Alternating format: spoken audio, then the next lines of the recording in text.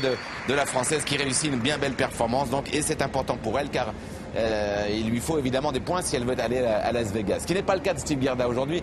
On l'a eu tout à l'heure au téléphone et il nous l'a expliqué. Il est déjà archi qualifié puisque de mémoire il a 42 points. Il est donc le leader de ce circuit. D'accord, mais gagner Stuttgart, ce sont ses mots, n'est pas rien. C'est un grand prix à part entière, soit dans le circuit Coupe du Monde, mais c'est un grand prix qu'il faut avoir à son palmarès. C'est bien la motivation de Steve Gerda, puisqu'il a emmené son cheval olympique, Nino Debussonnet, ce fils de canon âgé de 13 ans. Je suis curieux ce qu'il va faire dans la ligne pour aller dans le double. Parce que, connaissant Nino et Steve, ils préfèrent faire une foulée en plus que de l'envoyer en avant. Donc on va voir. Très curieux. Aussi pour la ligne qui arrive maintenant, s'il va faire 4 ou 5 foulées sur le vertical. Ouh! Ouais. 5 foulées. Je crois qu'il va préparer son Auxerre, il met pas trop d'impulsion. 6 alors. Il le met au pied, voilà. J'étais sûr. Parfait. C'est bien la solution quand même, a priori. Pour ce cheval-là, oui. Ah, ouais. Quand on a une grande action, non, parce que ce cheval-là est tout à fait l'opposé de Vagabond, du cheval de Pénélope, qui a une plus petite foulée, qui est bouillonnant, qu'il faut contrôler beaucoup plus fort et que l'autre cheval a une plus d'action et qu'on peut laisser plus tranquille.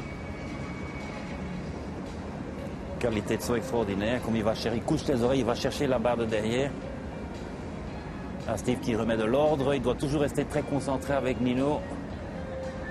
Là aussi, il fait une foulée en plus, il fait 7 foulées. Oh, voilà. Du coup, il est un tout petit peu plongeant sur l'avant-dernier obstacle, hein, mais bien joué évidemment pour Steve Gerda, qui n'avait pas besoin de points, vous l'avez compris, mais qui pour autant ne va pas se démotiver et aller chercher, pourquoi pas, à faire comme... Et lui est rapide, hein.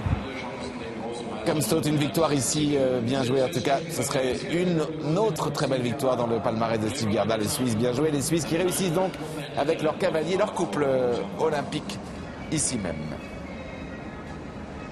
Il y a encore du beau monde, hein. Belles images. Vraiment un couple qui se connaît par cœur. Ça, il n'y a rien à faire quand on a des chevaux qu'on connaît depuis 2 ans, 3 ans, comparé à Pénélope et Vagabond qui doivent encore se construire, et surtout en indoor. Ça va mettre un petit peu de temps, mais... Besoin de victoire, lui n'a plus besoin de points pour aller à Las Vegas. Il veut quand même ce Grand Prix. Les Suisses qui viennent de remporter la Coupe Davis contre la France en tennis, eh bien, peut-être ce soir dans les journaux suisses, il y aura une autre victoire historique pour les Suisses. Ce sera celle de Steve Gerda dans ce Grand Prix de Stuttgart qu'aucun Suisse n'a jamais gagné. 47-27. Depuis le début, on pense à lui pour la plus haute marche du podium.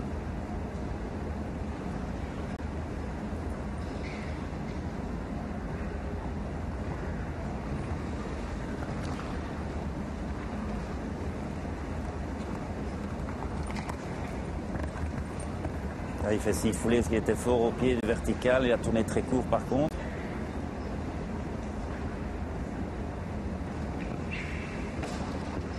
Oh, que ça a tremblé sur l'Auxerre, mais c'est resté sur les taquets, tant mieux pour lui. Qu'est-ce qu'il saute? Plus il va vite, plus il va en l'air.